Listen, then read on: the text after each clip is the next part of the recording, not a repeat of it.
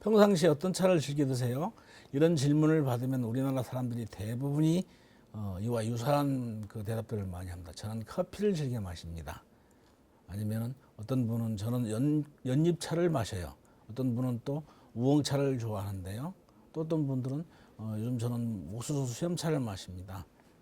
조금 더 공부를 했다는 분들은 또 꽃차를 좋아합니다. 이런 얘기를 하시는 분들도 있습니다. 지금 여기 언급하는 다양한 종류의 차들이 있지만 실질적으로 우리가 지금 위에서 언급했던 것들은 본격적인 의미의 차의 범주에서 벗어나 있는 것들이죠. 차의 개념을 학술적으로 규정한다면 차란 카멜리아 시넨시스라고 하는 학명을 가지고 있는 나무의 어린 잎을 따서 가공한 2차 식품이다라고 이렇게 규정할 수 있습니다. 그런 그 규정에서 보면 위에 언급했던 것들은 차의 범주에서 벗어나 있는 것들이라고 할 수 있죠. 그래서 이런 것들을 차 대용 음료라고 얘기합니다. 제가 지금 이 차의 개념에 대해서 규정하는 의도가 이유는 그것이 특별히 뭐 대용 음료가 가지고 있는 그 가치를 폄하한다거나 혹은 그 의미를 격한다거나 그럴 의도로 하는 것은 절대 아닙니다. 잘 이해해 주시기 바랍니다. 대용 음료, 차 대용 음료도 그것을 마시는 즐거움과 더불어서 그에 따른 효능 등등 대단히 큰 가치가 있는 것은 당연한 것입니다. 우리는 단순히 우리가 관심을 가지고 있는 온남 대엽종 차나무 잎을 가지고 만든 보이차니까 지금부터 우리가 그 보이차의 원료가 되는 온남 대엽종 차나무에 대해서 본격적으로 얘기하기 위해서 개념을 규정한 것일 뿐입니다. 보이차의 원료가 되는 온남 대엽종 차나무는 전 세계에 있는 모든 차나무의 모수라고 하는 학술적 지위를 인정받아 가지고 카멜리아 윈난시스라고 하는 별도의 학명을 따로 가지고 있습니다. 보이차의 우수성은 이러한 보이차의 직접적인 원료가 되는 온남 대엽종 차나무가 가지고 있는 훌륭한 자질에서 비롯된 것이기 때문에 지금부터 우리가 그 원료가 되는 온남 대엽종 차나무의 특성에 대해서 하나하나 좀 살펴볼 수 있도록 그렇게 하겠습니다.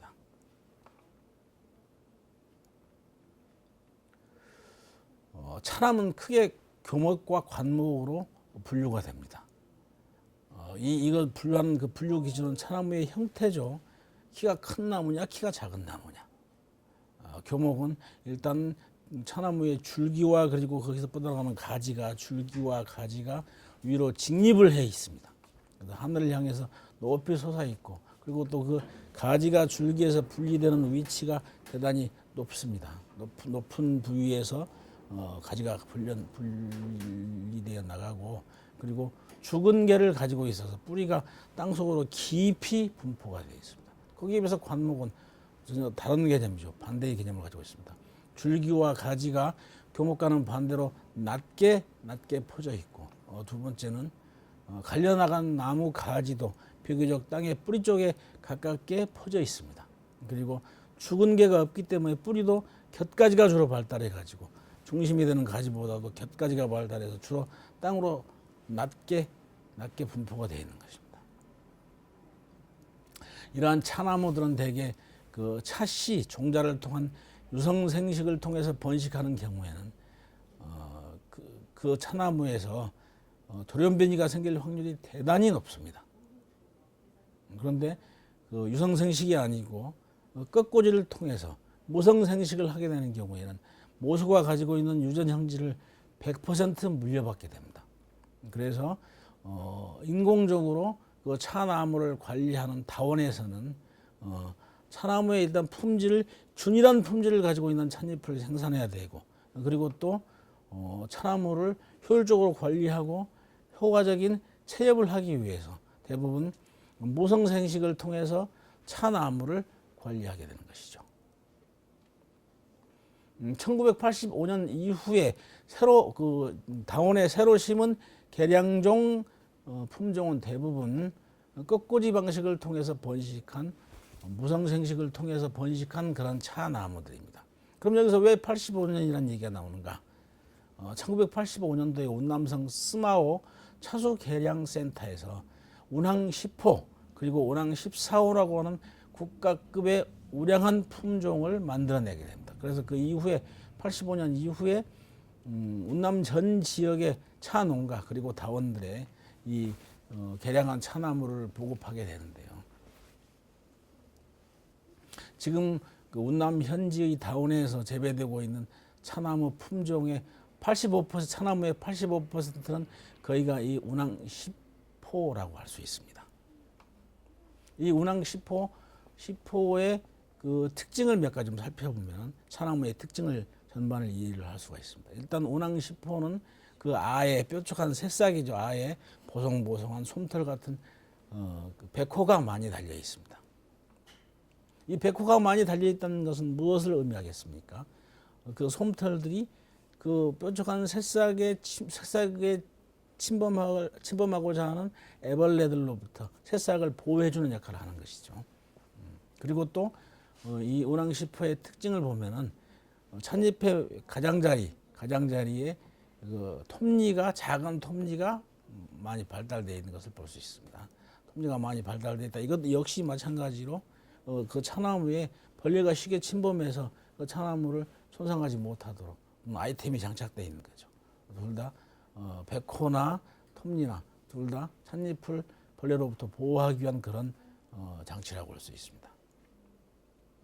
차나무는 야생종으로 갈수록 이제 고수차에서 야생종으로 재배차가 아니고 야생종으로 갈수록 그 차나무가 가지고 있는 영역이 아주 광범위하기 때문에 그리고 뿌리가 땅속 깊이 뿌리를 박아서 영양물질을 충분히 풍부하게 빨아들이기 때문에 외부의 적에 대한 저항력이 대단히 강합니다. 거기에 비해서 다원에서 재배하고 있는 재배차, 관목차는 되게 이제 뿌리를 깊게 박지 못하고 그 뿌리가 빨아들이는 영양분이 극히 제한적이기 때문에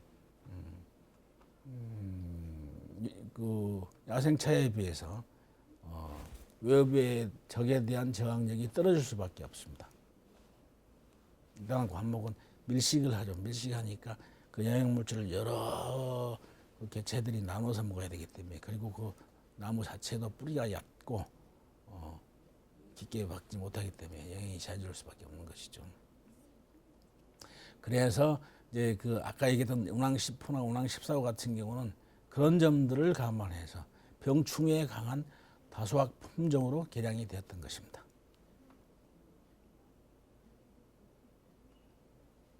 보이차의 품질에 영향을 주는 요인이 여러 가지가 있습니다. 첫째는 그 보이차의 제조 기술력과 그리고 그 다음에는 또 차가 만들어진 이후에 보관 환경 등등 여러 가지가 있을 수 있겠지만은 가장 직접적인 요인은 차나무의 품질이라고 할 수 있죠. 차나무의 수종, 품종 그리고 그 차나무가 성장하는 환경 등등 차나무가 가지고 있는 품질 자체가 직접적인 요인이 된다고 할 수 있습니다. 이런 보이차를 만들기에 적합한 그런 품종은 그 차나무가 찻잎이 가지고 있어야 할 찻잎이 가져야 할 그 필수적인 그런 그 요인들이 있습니다. 보이차를 만들기에 적합한 품종은 그 찻잎이 후산화 그리고 후발효 과정에 후산화 과정에 산화효소 그리고 후발효 과정에 미생물과 접촉해 가지고 더 많은 화학적인 반응을 일으킬 수 있도록 하기 위해서 카테킨과 같은 폴리페놀류를 많이 함유하고 있어야 된다. 폴리페놀이 많이 보존되어 있어야 한다라고 한 점에서 우수한 품종이 되어야 한다는 것이죠. 운남대엽종 차나무는 이런 점에서 아주 우수한 그 점을 가지고 있는 품종이다라고 할 수 있습니다. 찻잎을 우려보면 우리고 난 이후에 찌꺼기를 엽절하고 하죠. 찻잎을 우려보고 나면 그 찻잎 그런 다음에 엽절을 들여다보면은 고수차의 잎은 뒷면의 주맥과 거기서 뻗어나온 부맥들이 대단히 굵고 튼실하게 발달이 되어 있습니다. 거기에 비해서 관목차의 재배차의 엽전은 그 주맥과 부맥이 그렇게 크게 발달되어 있지 않은 상황이죠. 주맥과 부맥이 잎맥이 강하게 발달되어 있다는 것은 무엇을 의미하겠습니까? 뿌리로부터 빨아올린 영양물질을 그것을 운송해야 할 파이프라인이 대단히 굵고 튼실하다는 얘기죠. 유전에서 빨아올린 원유를 그곳을 공급하기 위한 파이프라인도 어떻습니까? 많은 양의 원유를 공급하기 위해서는 굵고 큰 지름이 큰 파이프라인이 필요하지 않습니까? 찻잎에 영양분을 공급하는 그런 운송 과정에도 역시 동일한 개념이라고 볼 수 있습니다.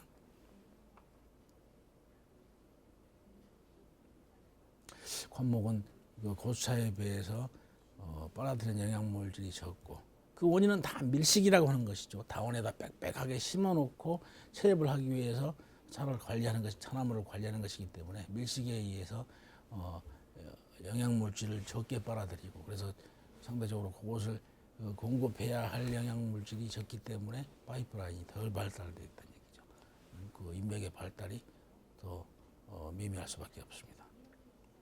그 다음에 이제 그 앞에서도 고수차라고 하는 용어가 몇 번 나왔지만은 또 다른 용어로서 고수차와 그리고 대수차라고 하는 개념에 대해서 한번 살펴보겠습니다. 고수차는 고자를 쓰죠. 대자는 큰 대자를 쓰는 것이고 고수란 문자 그대로 오래된 나무를 얘기합니다. 수령이 오래된 나무. 동일한 대상인데 서로 다른 용어를 쓰고 있습니다. 그러니까 문제는 그 대상을 설명하기 위해서 내세운 그런 기준, 관점이 어디에 있냐라고 하는 것의 차이죠. 보통 운남 현지에서는 수령이 100년 이상 된 나무를 고수라고 얘기합니다. 그래서 앞에다 이런 수식어를 붙여가지고 100년 고수라는 이런 표현을 주로 많이 쓰고 있습니다. 그러니까 고수차는 수령이 오래된 나무. 수령이 오래되면 당연히 줄기가 굵고 그리고 키가 클 수밖에 없죠. 그래서 그것을 이제 차나무의 형태, 외형에 기준을 두고 차나무의 줄기가 굵고 그리고 큰 나무를 대수차라고 부르고 있는 겁니다. 양자는 동일한 대상이다라고 하는 것을 유의해 주시기 바랍니다.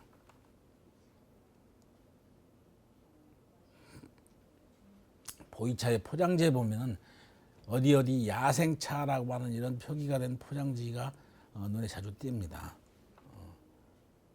2006년 이전에는 2006년이라고 하는 시점이 대단히 중요합니다. 그 이전에는 대개 이제 그 교목차, 그 교목차 잎을 가지고 가공한 차의 포장지에 야생차라는 용어를 빈번히 사용했습니다. 실제로 보면은 그 여기서 얘기하는 그 야생차라고 하는 것은 야생 방위명 교목차 정도에 지나지 않는 것이지만 그때 당시만 해도 야생차라고 하는 개념을 아주 빈번히 사용했던 것입니다. 근데 실제로 2006년도에 들어와서 운남성 정부에서는 그 이전까지 이미 조사된 야생 차수들 그리고 야생 그 차수들을 비롯한 그 보호수들을 지정해가지고 그런 차나무 잎에 대한 그 체업을 금하게 되고 그리고 야생차에 대한 표기도 금하게 됩니다. 그러니까 문제는 다시 말하면 무슨 뜻이겠습니까? 야생차는 2006년 이후에는 법적으로 체업이 금지되어 있다. 그리고 시중에 그 유통할 때도 차의 포장지에 야생차라는 용어의 사용을 금하고 있다. 만약에 지금 2006년 이후에 생산된 차 중에 야생차라는 용어를 쓰고 있는 포장지를 우리가 발견한다면 그건 어떤 차겠습니까?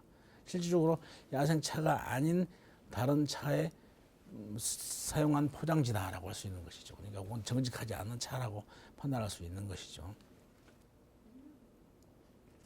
중요한 건 이런 이제 우수한 품종인 우수한 자질을 가지고 있는 운남대엽종 차나무, 그 차나무에서 따낸 찻잎, 그 찻잎이 가지고 있는 찻잎 속에 포함되어 있는 성분, 그것과 우리가 그 차를 마셨을 때 느낄 수 있는 맛과의 관계가 어떤 관계가 있는지 여기서부터 한번 따져보겠습니다.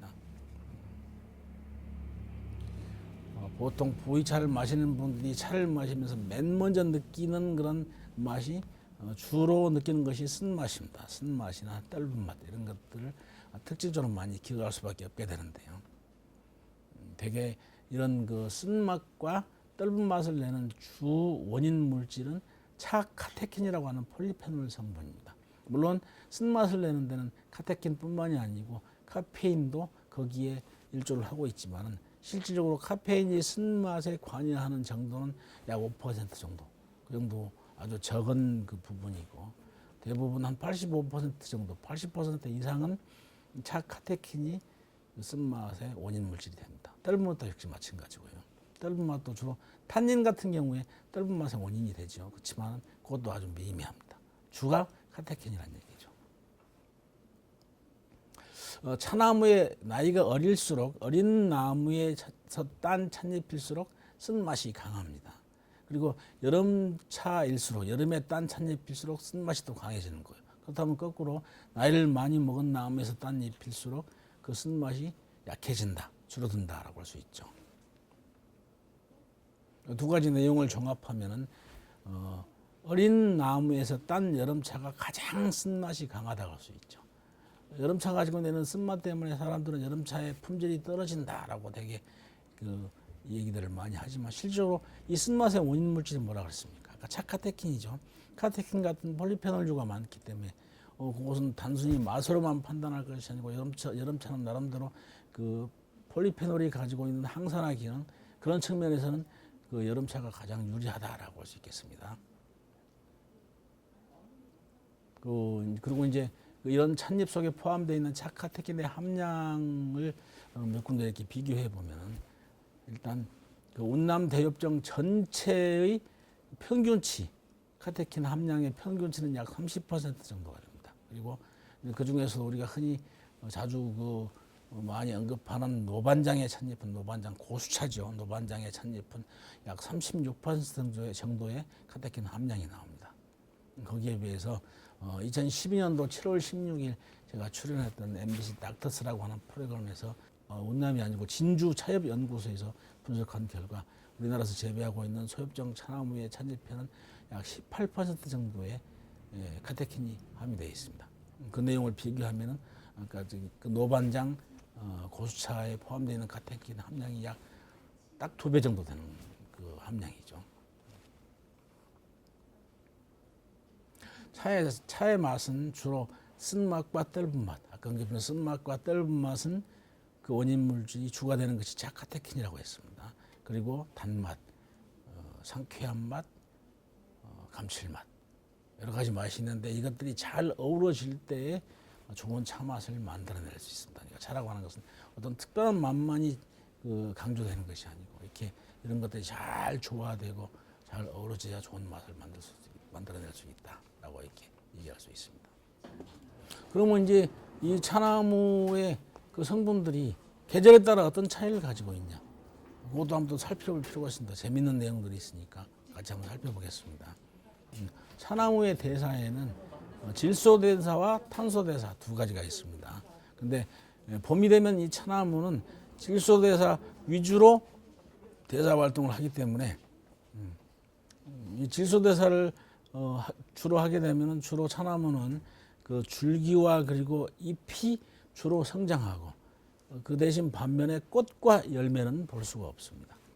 어떤 경우에는 다원에서 많은 양의 찻잎을 채집하기 위해서 꽃이 열리는 즉시 그 꽃을 따주는 경우가 있습니다. 꽃을 계속 따버림으로써 영양물질이 꽃과 종자로 씨앗으로 가지 않고 주로 잎으로 전달돼서 많은 잎을 수확할 수 있다는 얘기죠.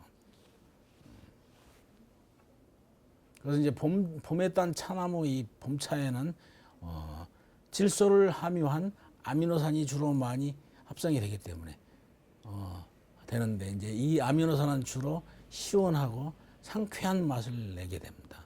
그렇기 때문에 봄차의 맛은 필연적으로 아주 신선하고 상쾌한 맛을 가지게 됩니다.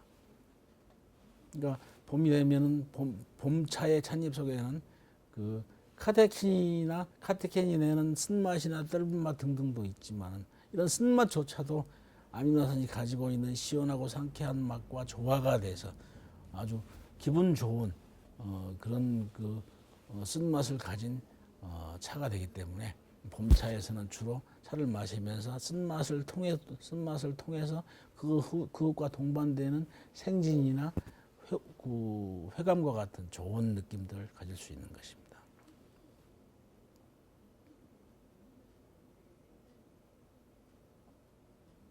여름이 되면은 여름철은 이제 온도가 높아지죠. 고온에다가 강렬한 태양빛까지 더해지니까 주로 차 폴리페놀, 그러니까 카테킨의 그 합성이 대단히 더 많아지게 됩니다. 아미노산 같은 다른 여타의 물질보다 차 폴리페놀의 합성이 많아지면서 여름차는 그래서 필연적으로 또 쓴맛이나 떫은 맛이 강해질 수밖에 없죠. 강한 쓴맛을 갖게 되고 거기에 비해서 그 감칠맛이나 시원한 맛 이런 것들은 떨어지기 때문에 여름차는 맛이 없다라고 다들 얘기하는 것이죠. 봄차보다 맛이 없게 느껴져 여름차가 맛이 없다고 느껴지는 근본적인 원인은 쓴맛에 있다. 그러니까 쓴맛의 원인은 차 카테킨에 있다. 그렇다면 또 뒤집어 생각할 수 있죠. 맛은 떨어진다고 할 수 있지만 몸에서 얻을 수 있는 효능은 여름차가 훨씬 더 크다고 할 수 있죠. 카테킨의 함량이 높아지니까. 이제 가을철에 들어들면 봄차와는 거꾸로입니다.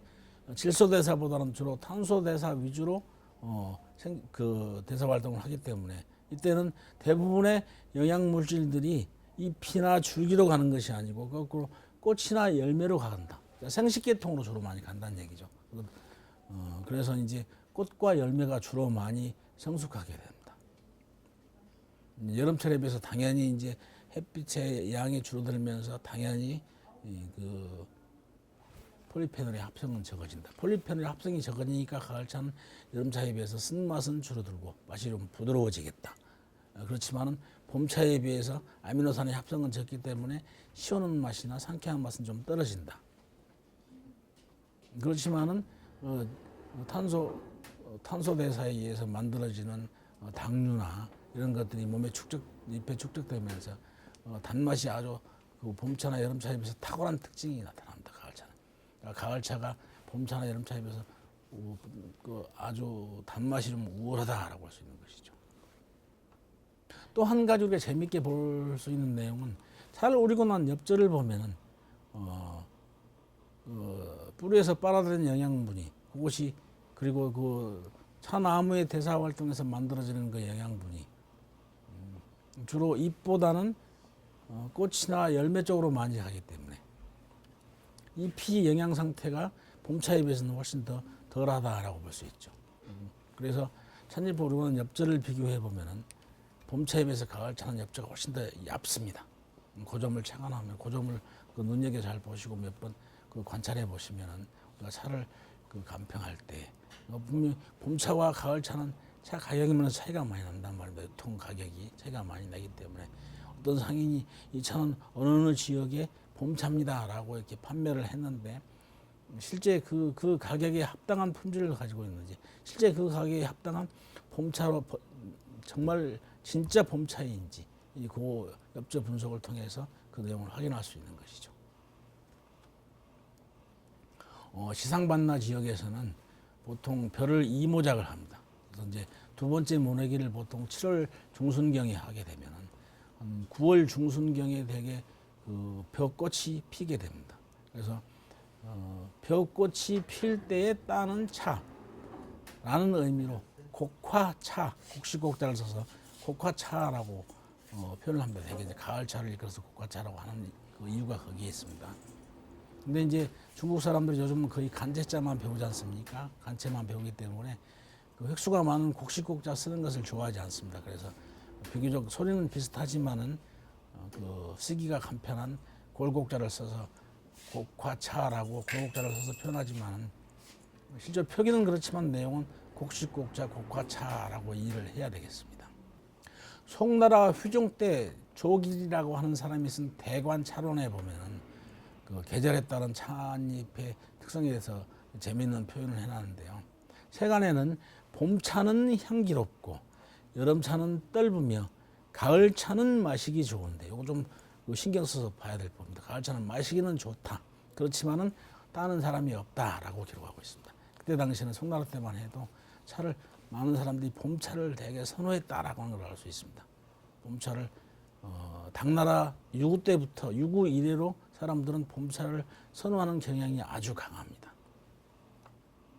가을차는 마시기 좋다라고 했죠. 근데 따는 사람이 없다.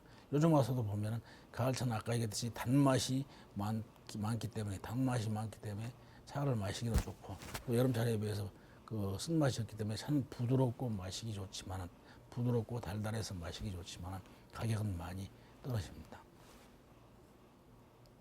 이 내용을 조금 정리해서 얘기하면 봄차는 주로 아미노산의 합성이 많다. 아미노산은 주로 질소대사에 의해서 만들어지니까 봄에는 주로 질소대사 위주로 차나무가 대사한다. 그래서 대소활동한다. 그래서 봄차에는 아미노산의 합성이 많다. 그렇기 때문에 봄차는 신선하고 상쾌한 맛이 많다. 그리고 또 폴리페놀과 아미노산의 비례가 아주 조화롭다. 조화롭기 때문에 폴리페놀이 내는 쓴맛이나 떫은 맛이 아미노산이 만들어내는 향기롭고 신선하고 상쾌한 맛과 잘 어우러져서 조화를 이루게 된다. 봄차는 이러한 그 조화로운 맛 때문에 당나라 이래로 아주 최고로 봄차를 쳐왔다. 그렇지만은 여름차는 폴리페놀의 함량이 높아서 쓰고 떫은 맛이 아주 강하고 아미노산이 내는 그런 신선하고 상쾌한 맛은 적어서 사람들에게 되게 맛이 없다라고 평가를 받고 있지만은 폴리페놀의 함량이 높기 때문에 약성은 가장 여름차가 뛰어나다. 거기에 비해서 가을차는 탄소 대사에 의해서 만들어진 그 단맛이 아주 돌출되고 단맛이 두드러지고 거기에 비해서 또 단맛이 두드러지면서 여름차에 비해서는 폴리페놀의 함량이 적어서 쓴맛이 적기 때문에 마시기는 편안하다. 그래서 그 봄차와 그리고 여름차의 한 중간 정도의 품질을 가지고 있다. 맛과 그 품질, 그 약성 면에서 중간 정도로 가지고 있다. 이런 내용들을 충분히 잘 숙지한다면은 비싼 차, 아까 얘기했지만 어떤 분이 봄차라고 팔았는데 그것이 진짜 봄차가 맞는지, 봄차와 가을차는 가격이 한 2배, 2분의 1 정도, 가을차는 봄차의 한 2분의 1 정도 됩니다. 그러니까 비싼 돈을 대가를 치르고 가을차를 내가 봄차로 사고 있는 건 아닌지, 어떤 지역의 특정한 지역의 찻잎은 굉장히 고가의 그 거래가 됩니다. 요즘 그 노반장 하는데 사람들이 노반장 지역의 봄차의 명전 모차의 수매 가격이 보통 킬로그램당 1,000만 원을 넘어가고 있습니다. 그러니까 그 1,000만 원이 넘어가는 그 돈을 그 일반 소비자들이 누구나 지불하고 차를 마실 수 있겠습니까? 그렇지는 않죠. 네, 그런데 그 유명세에만 따라가면서 그것만 좇으면서 비싼 돈을 대가를 지불하고 차를 마실 이유는 굳이 없다고 봅니다.